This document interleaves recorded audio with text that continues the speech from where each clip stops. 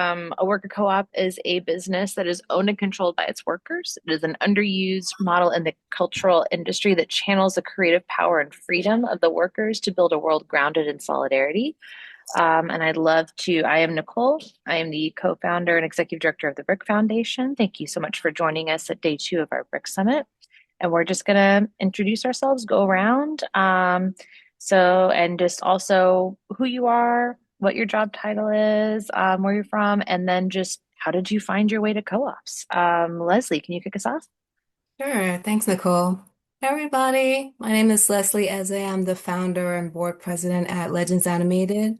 We are a 501c3 worker self-directed nonprofit that supports independent animation creators, mainly by offering them fiscal sponsorships so that they can get funded, as well as ways to offer promotional support.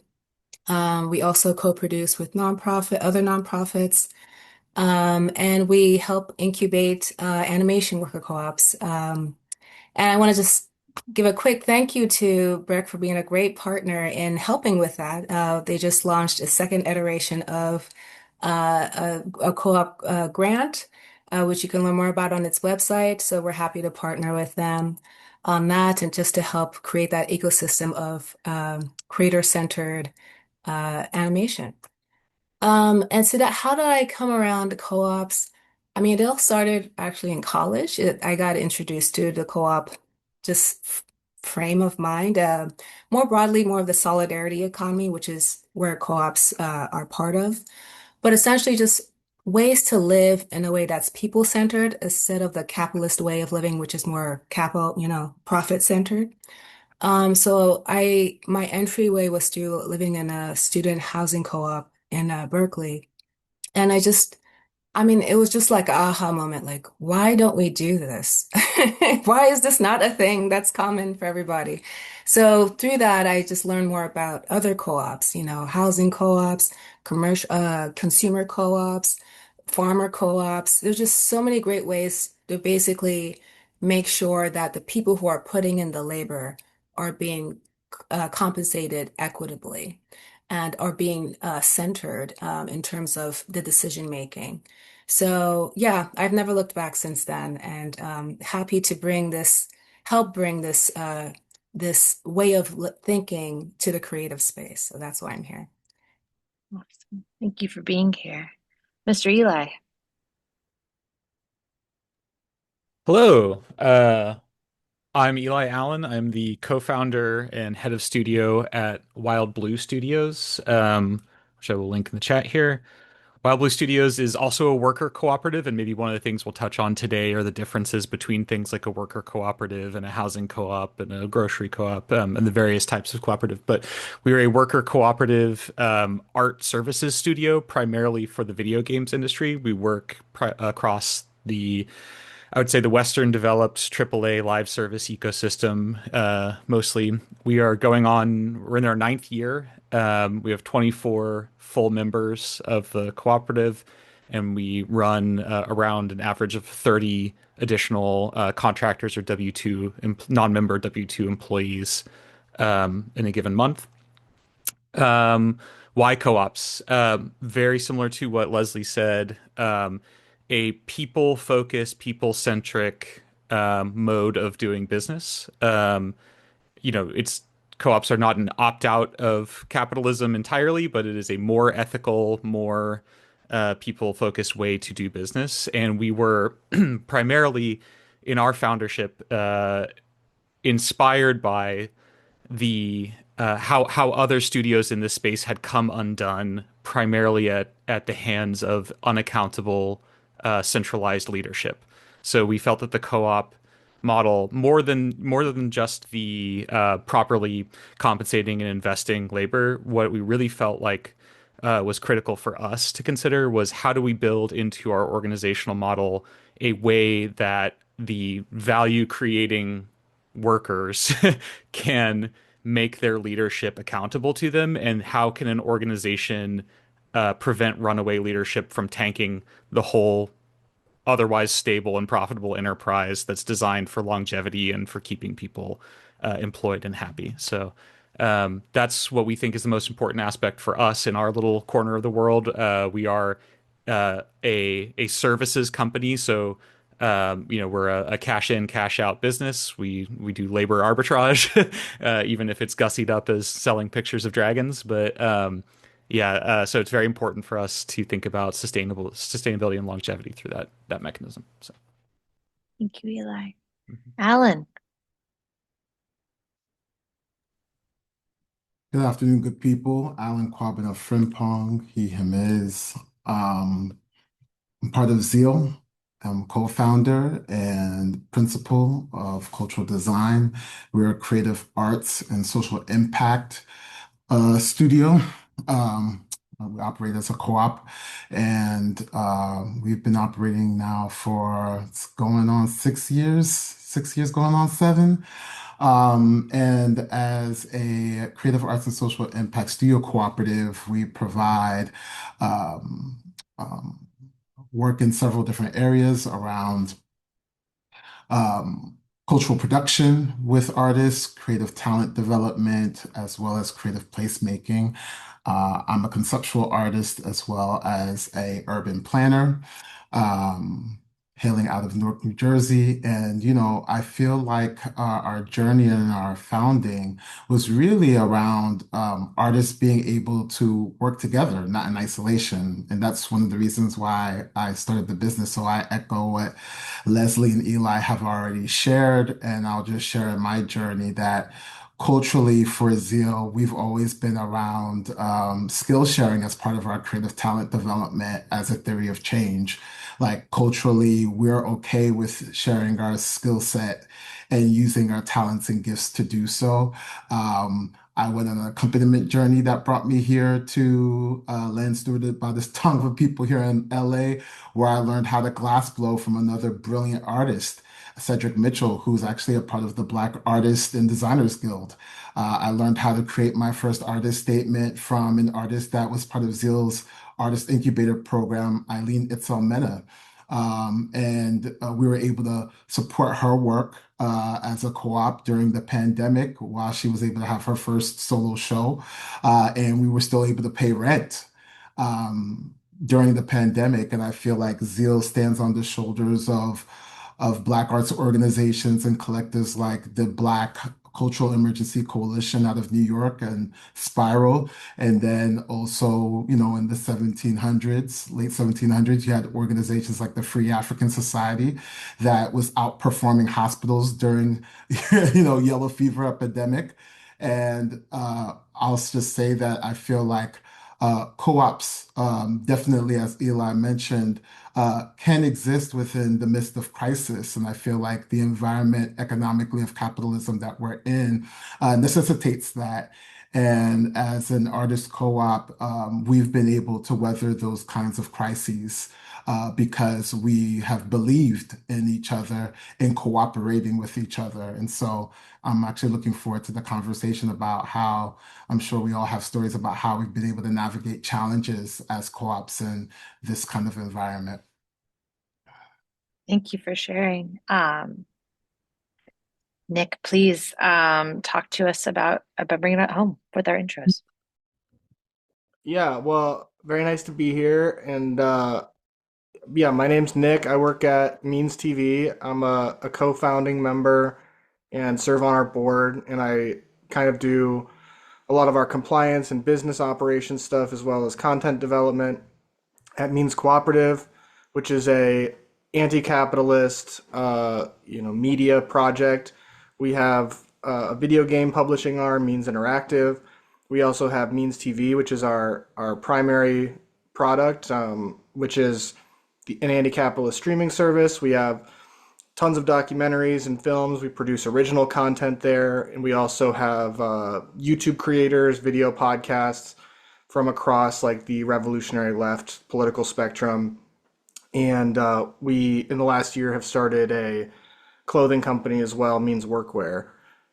So yeah, very familiar with the stuff everybody else has mentioned, and excited to get into some of the details around how co-ops are uniquely poised to deal with challenges and some of the unique challenges co-ops face in a capitalist America. So Yeah, I guess I with the diversification of your because like I obviously found you through Means TV, and what I loved about with Means TV is you've really been showing the process of your structure and how that works for you. Are you all these other ventures that you're doing? Is it the same co-op or is it multiple different co-ops? Like how are they all functioning together? so yeah, Means Cooperative is the one that holds all of the intellectual property and has the cooperative structure with like a board of directors that manages those things.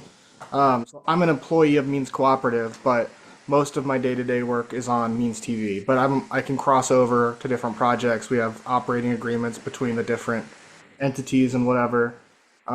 So yeah, like as a streaming service, and I'm sure as the other people here can attest to, like with any company that's a digital media company, you're looking at what are alternative revenue streams. How do you diversify your sources of income so that, if a worst case scenario happens or there's some sort of economic downturn or something, like how do you try to insulate the business, your employees, your workers? So that's what we've looked at trying to do over the years. Awesome. Why do you feel that this was the best model for specifically creative industries?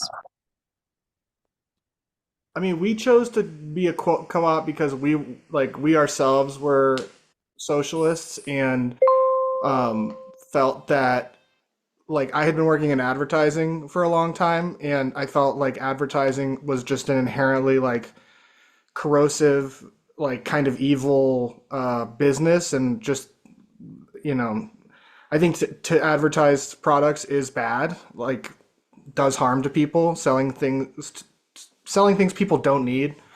And so that kind of naturally was like, okay, we're going to be a streaming service.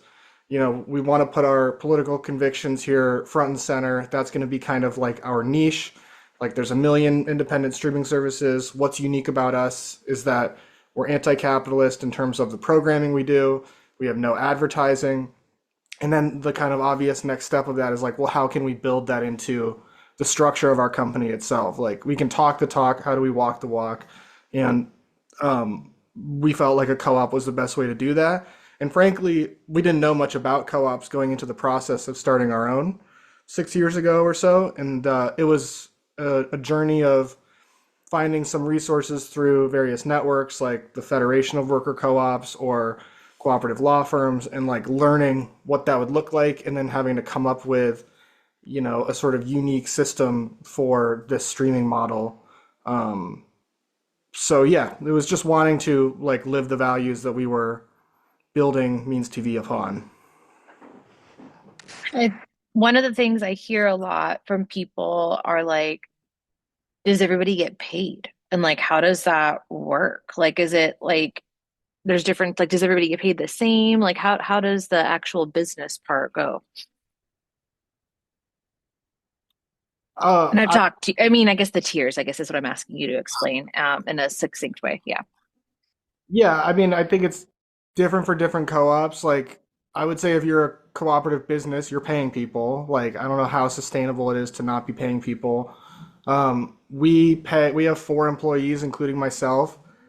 We also work with all sorts of professional contractors. Like film and television is a very independent contractor based business.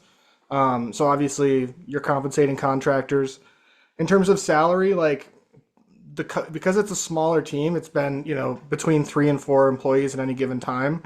Like our salaries typically are dictated by what we feel like the co-op can afford and what is a basic need for us to pay our bills. So there's been times where we've had to issue pay cuts to all of us, and then we're kind of like, all right, mental note, like if we can do better this year or outperform expectations, like we need a raise because this is going to hurt this year or whatever.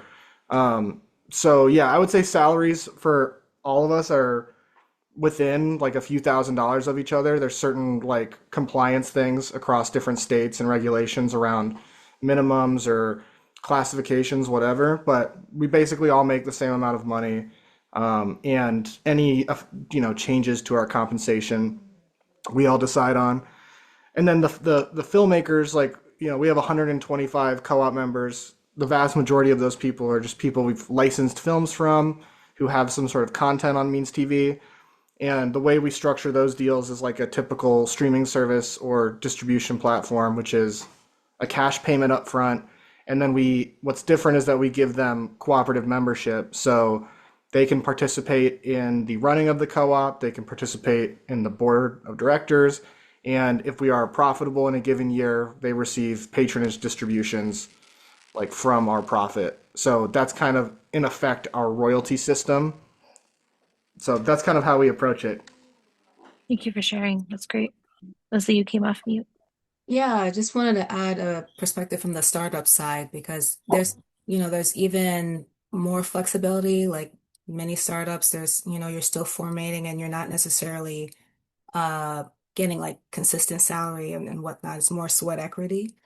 I've heard cases where, it ultimately comes down to one member, one vote. If you all agree on a payment structure, that's the payment structure. And that so far everyone feels good about it. That's great. So I've heard some co-ops that are starting out, they have an agreement like they get a job, whether maybe as a vendor studio or they're doing their own IP. And if they get revenue from that, they can divide, if they say there's three members, they can decide to do that evenly, like whatever surplus they get, or they could do it based on how much sweat equity they put in. So say one member, they're leading on a project, they put in 60% of their effort into it. The others put, supporting it, they put 40% or I guess 20 each. So whatever revenue they get, they divide it by the amount of sweat equity they put in. So it ultimately comes down to what you all agree with and just, staying committed to that plan. And if you decide to change it, that's fine too. But again, making sure you're all on the same page and agreeing to that. Absolutely. Thank you. I also want to put in the chat this great resource. Not too many people know about it. It's the small business development centers that are across the country. These are free resources. If you're starting up, you're considering doing a co-op, to address Nicole's question of how do people get paid? This is a free resource to help you business plan to see how do I make this sustainable? If not right away as a startup, at some point, how do we build our structure together to make sure that when we do get that income, it stays equitable and feels good to everybody? So that in combination with specific co-op uh, legal support like the Sustainable Economics Law Center, take advantage of these resources to make sure you do get paid because we definitely want you guys to get paid and get paid well, but it does take some Mhm.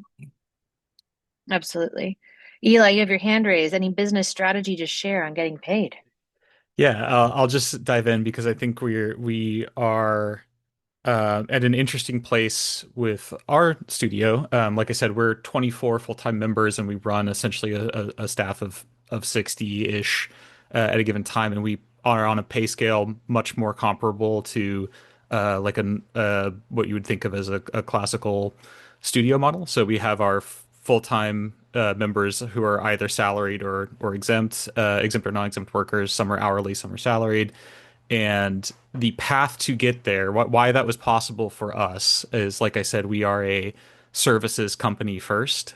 So once we had established clientele and had invoices going out and things like that, we work much more like we're out of that startup phase and in a very operationalized space. So people are receiving salaries comparable to mainline industry or other places that they would be elsewhere in the industry. But getting there, very similar to what was described by Nick and Leslie so far, and I imagine Alan will probably have a similar story, which is you start with what you have. Somebody put in the chat, where does capital come from without investors? One of the things that I think that co-ops are uniquely well suited for are um, groups of uh, aligned individuals who have limited maybe liquid capital, but have a lot of sweat to to apply to building something that eventually generates the capital that creates your pay.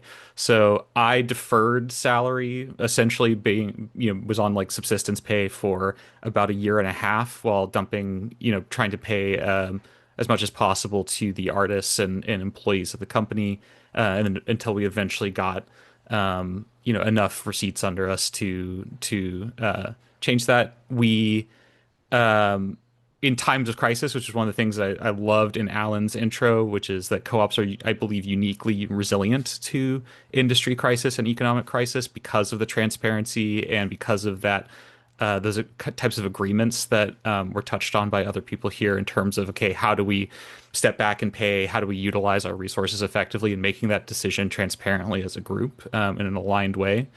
We've had to do that in the past before, like Nick said, stepping back up once things recover and staying on top of that. So that's just where we're at and the journey to get there. I think it sounds like there's very, very similar stories and paths across all of our groups here.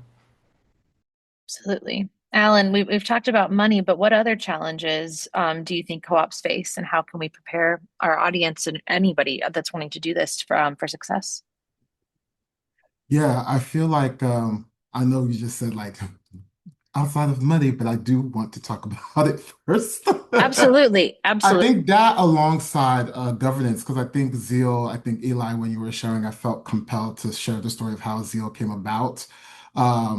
It was myself, Walter Cruz, who had done a lot of work during the Black Lives Matter movement time. After Ferguson, as well as another colleague, Phyllis Quinto from Essence Magazine. The three of us started ZEAL, and we started it with collectively $4,000. And we just had the zeal to, I think, use that money to create our first product, which was a postcard booklet that featured prominent artists like Bisa Butler, folks like Darnell Moore, a lot of well-known Black artists, literary and fine art in this postcard booklet. And we partnered actually with Black Classic Press, which is Ta-Nehisi Coates' father's publishing outfit. It's actually one of two that does almost full publishing in the United States. And so just a little bit in terms of history, but in putting that $4,000 together, we also decided to go to Indiegogo's headquarters and ask them to waive the fees. And so we used their platform to match that money. And that's actually how we were able to build the initial capital to start ZEAL. And we got a physical sponsor with Allied Media, and then we were able to work with New York City's the Workforce Development Department. They have free services on starting a co-op. We utilized them. Shout out to Julian Hill. We worked with him, wonderful co-op lawyer who's based, I think, in DC, to them. And we worked with It Takes Root Justice in New York City. And the first thing we worked on was our governance structure. And I think that alleviated a lot of the challenges, or to weather the challenges that we experienced, such as Eli mentioned, when it was the pandemic and we had to make hard decisions on, like, we're in Inglewood, California. We're not about to let go of like two of our resident artists out of their studio space because they need a place to live. And so we allowed for them to stay there during the pandemic, and we subsidized their rent so that they could create, have a safe space, do the things that they need to do, and even still produce work, and find unique ways to be able to use that work in ways that were able to touch, move, and inspire people at a moment where we needed it the most, in that moment of crisis. And so I feel like that's one of the things that I feel like I did wanted to share, because I think it speaks to some of the challenges that we've navigated. I'll say other things that I'll consider is part of the I'll say the piece around wanting to like move fast to develop versus valuing like solidarity as a value. I think we talk about inclusion a lot, but it the relationship building and the mindset that I think it takes for creatives to build a co-op is no small feat in an environment that's hyper individualist. And for some of our members who went to fine arts school, you're spending a lot of time, when you're creating your work by yourself. So to come into a cooperative and then say, you know what, when it's time for my exhibition show or when it's time for my activation, I'm actually going to show up and support you. It's a journey. And I think that's why we value so much on the International Cooperative Association's principles leadership development. So a lot of our time actually is around cultural shift and leadership development and mindset shift because we have found when we try to rush through that, um, we find ourselves in trouble. Whether it's bringing on a member on too soon that we find out that's not values aligned, or rushing too quickly onto a contract or onto a partnership with a client that we find out that's not values aligned. The wonderful thing, because of our governance structure and how we're set up, when those challenges are met, when conflict is met, which I think is maybe the third thing I'll say last, is that our governance structure, our bylaws, our operating agreement has supported us in then making the hard decisions. When we had a contract come through our desk from Amazon, it was again, right, right during the pandemic where like our artists needed money. And we made the decision collectively not to go after the contract. But if individuals wanted to go after on their own, they could. And that was the vote, and everybody respected that. It was the same thing when we decided to house two artists in our space. But it's because of the way that we have our bylaws written, and I think goes back to what Leslie is saying about the one member, one vote. Everyone got to speak, and there were also points where there were objections. And so we do value consent as a cooperative. If we did not have that, I tell you, we would not be standing here today after 6 years. So I'll stop there. Yeah, Thank you for that. And I just want to put, I think that I have found the links. Please correct me if I'm wrong. I'm trying to cite things as we go here. And then thank you for that as well. And then I guess there's a question in the chat about health insurance and 401k and how does any of that work? Like Nick, are you open to maybe sharing a bit, how that works for you? Yeah, yeah. I mean, unfortunately, I'm our compliance person at Means Cooperative, which I would love to have the money to hire somebody else who's more qualified and enjoys that work. But yeah, I mean, health insurance is like pretty straightforward, I would say, for a cooperative, as straightforward as any other business. Like, it's just paying a lot of money. It's just basically a cooperative. If you have employees, if you have payroll, whatever, you're going to need to utilize a payroll system of some kind, be that a bespoke system or something like, Paychex or Gusto or whatever. And usually, if you're working with a payroll provider, if that's a third party company, they'll offer some sort of brokerage services for health insurance. So, like Means TV, we offer health insurance packages to all of our employees because we live in the epicenter of terrible healthcare, private healthcare matrix. Like, even though we're on like the gold plan, whatever, it's crazy expensive and it's not very good. It's like technically good, but it's like I think my copay is like $3,500, but then my out-of-pocket max is $6,500. So you're basically, that's like the best we can get, So I would say, yeah, it's very doable to offer it to your staff. It's going to be expensive, so it's just like any other business.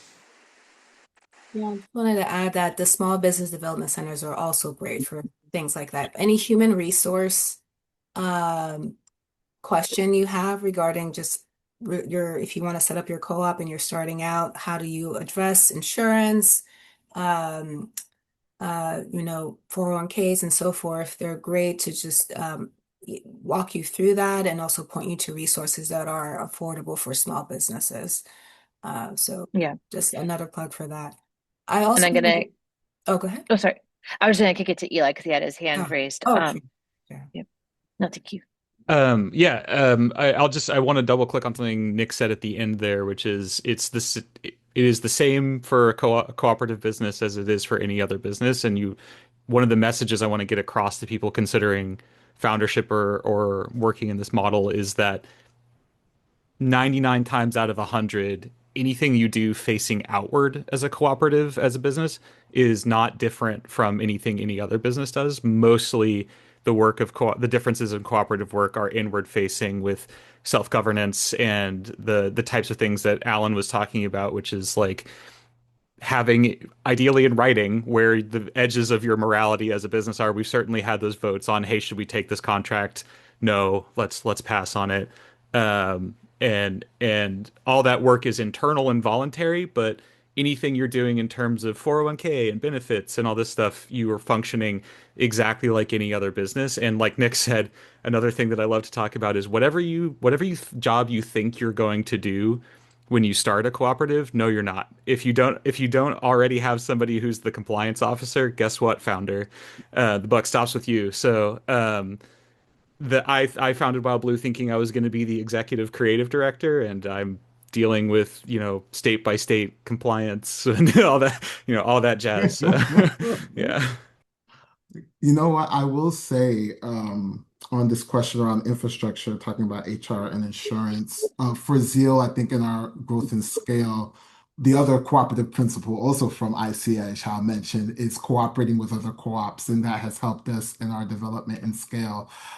We have partnered with Gilded Co-op, and because we are structured as a LLCP, we're a limited liability corporation partnership in New York, and then also we have our franchise established here in California in Inglewood. Um, Gilded, which is a spinoff out of Freelancers Union, supports us actually with a lot of our back office in terms of invoicing, payments, health insurance after freelancer invoices more than $1,750 worth of work. And so all of us as freelancers who are choosing to cooperate as ZEAL have partnered with them, and they handle actually all of our back office. And so we plan to maintain that partnership as long as we're both around. But as we were on the journey, leaving our physical sponsor and then also establishing our own nonprofit organization alongside the LLCP, we thought it was fitting to actually just work with them because they would provide a lot of the things that we would already then start to build in-house. I love that. I Thank you. feel Oh, like sorry, Nick. I think that's starting to happen a lot more as like the cooperative economy is expanding, as co-ops are trying to look at how do we pool resources and move away from digital landlords, be they platforms or benefits, admin companies, whatever. And I Yep. very positive developments there. I mean, certainly Means is looking at that constantly and trying to allocate funds towards projects like that would bring value to other co-ops beyond just ourselves. But I think something I just want to impress upon anybody that's looking to start a co-op that I think I had to learn the hard way is that there's no amount of third-party consultants, lawyers, accountants, whatever, that are going to make sure that you don't step in it in terms of compliance. Like somebody at your co-op, whether it's you or somebody else that is one of your founding people or you trust to do it, someone has to like figure out exactly how to comply with every single state labor regulation. Like it's not like New York State Worker Comp Board is going to be like, oh, you're a co-op, oh, then this doesn't apply to you. It's like, no, your insurance lapsed for 2 days, so you owe us $5,000.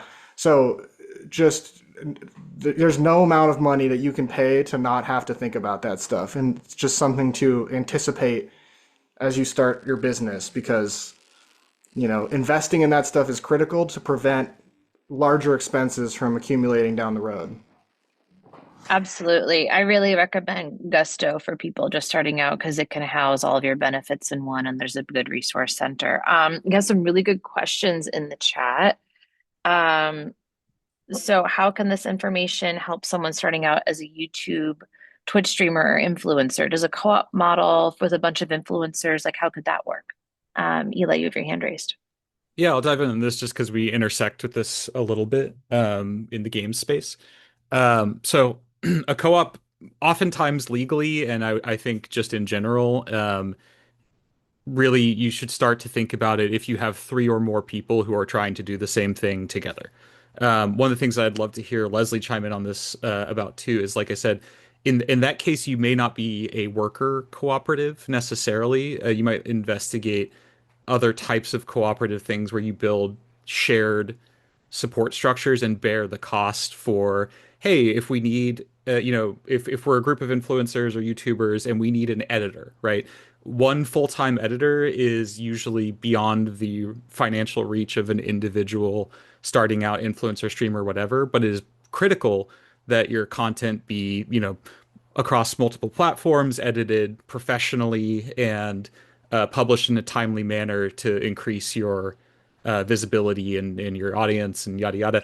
So if you have three or more people who are working towards that, suddenly it's a lot easier to bear the cost of an editor if you split it across three people. The editor is highly incentivized to give you preferential rates, etc., because it's three people's worth of work. It's closer to a full-time gig, if not an entirely full-time gig, in order to keep up with that stuff.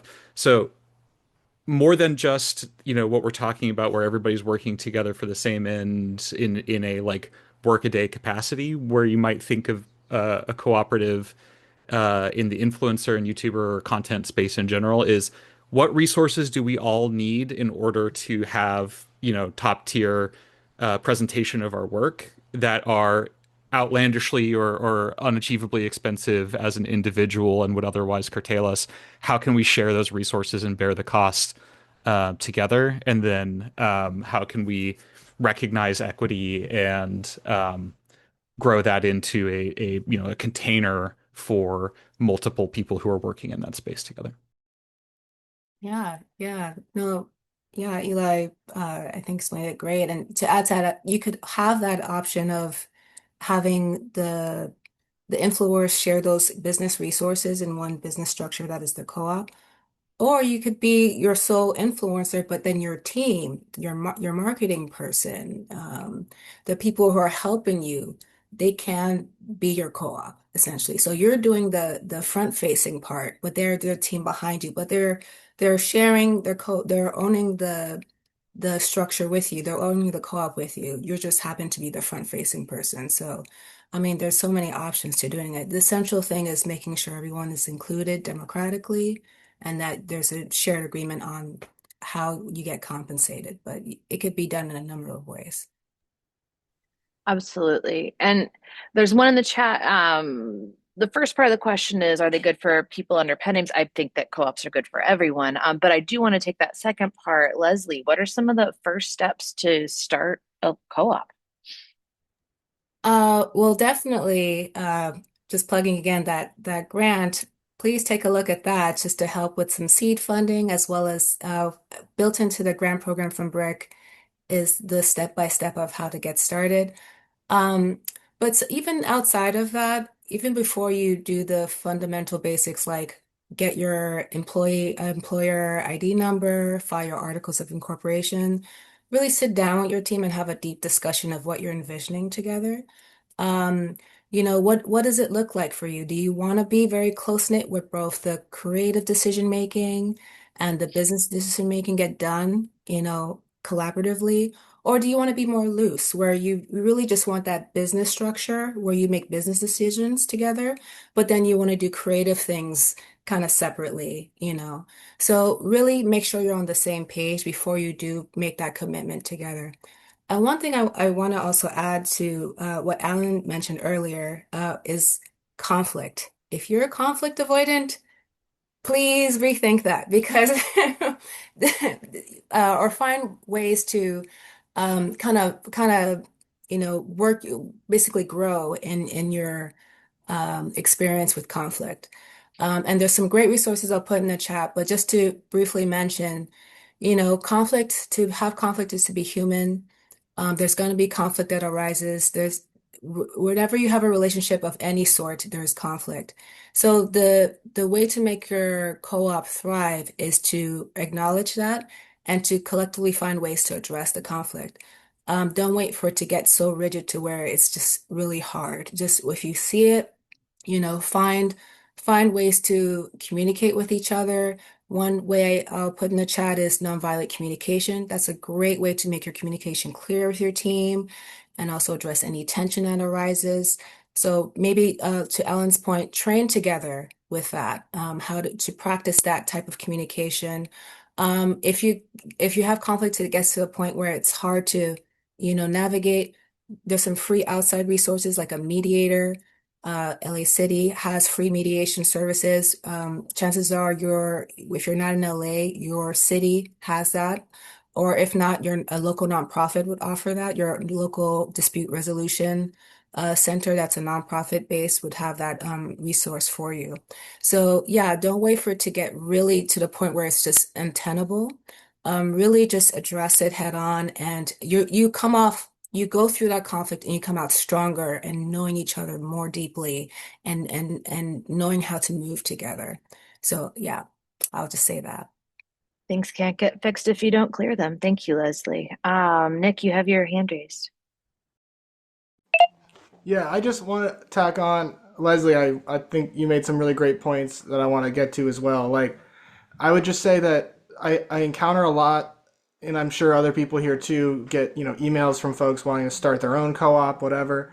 And a thing I've encountered a lot is like maybe the business idea isn't very strong, but there's this thought that, well, if I'm doing it as a co-op, then maybe that somehow magically makes this like a viable business.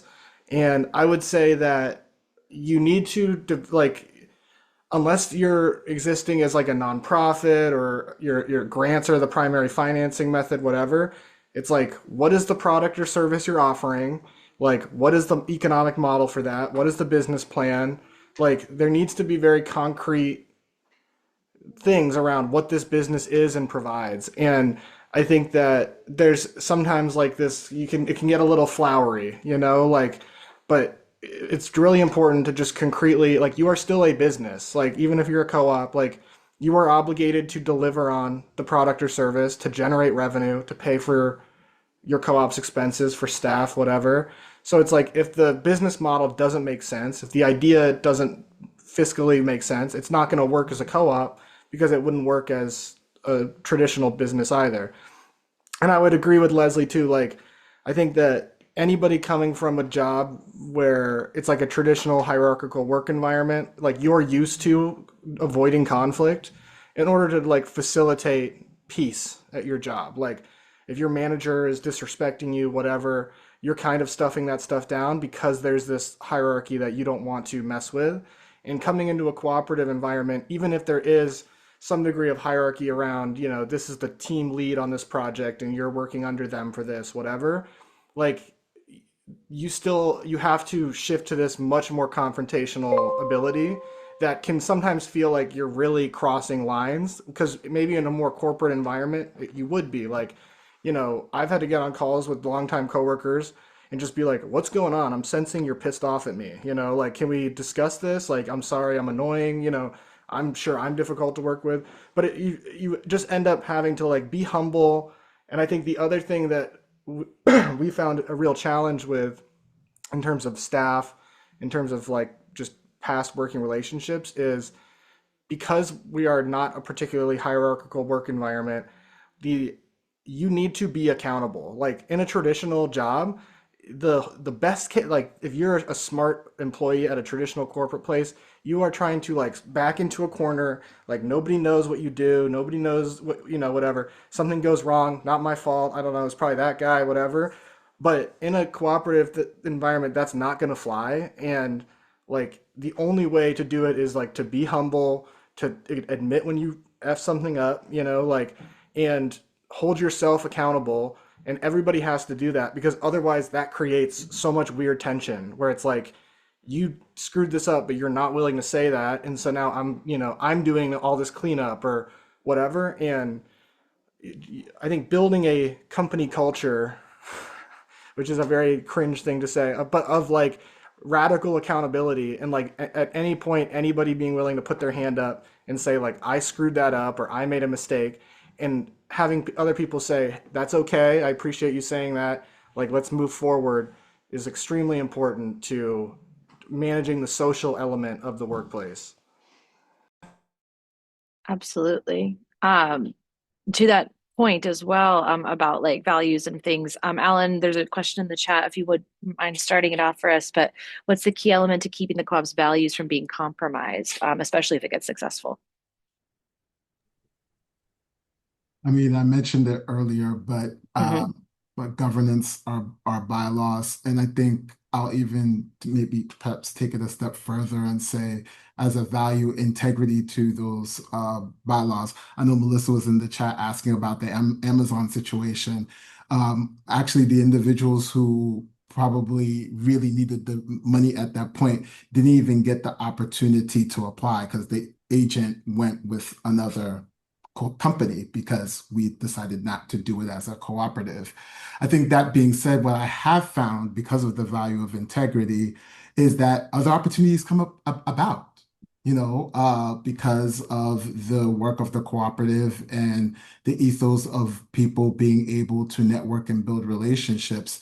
Other and most of the time, better opportunities come about when we actually stick to our integrity and we find opportunities that are actually aligned with who we are and what we Yeah. do.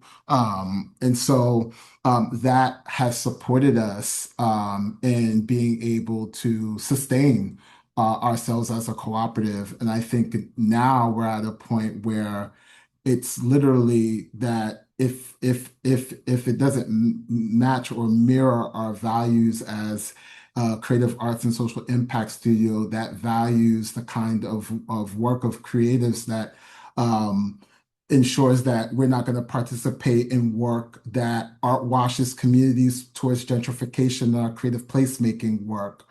We are not going to take money from entities who will further that in their work too. We will not engage in production deals or work with galleries that continuously exploit artists because they're taking 70% of sales from the work and then leaving the artist with 30. All of those things now are now part of our guidance. And once something comes through and it doesn't meet that, we don't move forward with it. And we can move forward with it in full confidence because one of the values of zeal is abundance. We truly then believe in abundance, that something else is in store for us when we renunciate with enthusiasm, which is what zeal actually means from a spiritual perspective. Zeal really means to release fear with the faith of enthusiasm, excitement, and expectancy. So that's how the name of the business came about. It was really a spiritual divination for us as creatives and believing that being creative is our birthright. And so it meant rejecting this, Amazon deal meant we got to partner with USC and Center for Cultural Innovation on their Business for the Arts initiative, where our younger artists coming up could be able to train other artists and the payout socially and financially was better for them than chasing after the Amazon contract, and so I'll say that I think that the values really of zeal around joy, grace, abundance, um, all of those values undergird really the cooperative. And I think it's because of our orientation and our training that we have for the first 3 to 6 months that allow for us to be able to keep the core 6 members that we've had, and then the 2 members that we have on each of our other coasts. We've just developed a sense in moving slow in a world that says we need to move fast in order to grow, improve our success. We actually think our success has been because we've chosen to move at a slow pace.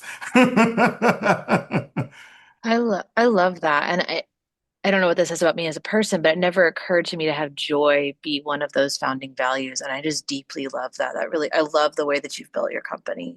Thank you for sharing that. Eli, please, you have your hand raised? Love that. Unmuting. There we go. Yeah. First of all, nothing heals me quite like talking to other people who do this for a living and have run through all the same lessons and stuff. So just want to like thank my fellow panelists because I'm sitting here being like, yeah, like to everything. One of the things I want to just repackage some of what Alan said into essentially a soundbite aimed at this question, right? How do you prevent your values from being compromised as your success increases and especially as your scale increases? It starts by you must be clear about your values, ideally in writing through communication with each other. And then you must, in my opinion, be part of clarity of your values is also deciding which areas of potential quandary or things like this exist outside of the bounds of the values as it relates to your cooperative. The business is there to provide for all of its members, provide that abundance and things like that. So you must understand where your values come into play for the running of the business and then exclude anything that is a distraction from that as part of that clarity. Especially as, with the political leanings and the intensity of how deeply felt your convictions must be for you to even be seeking out working in a cooperative model.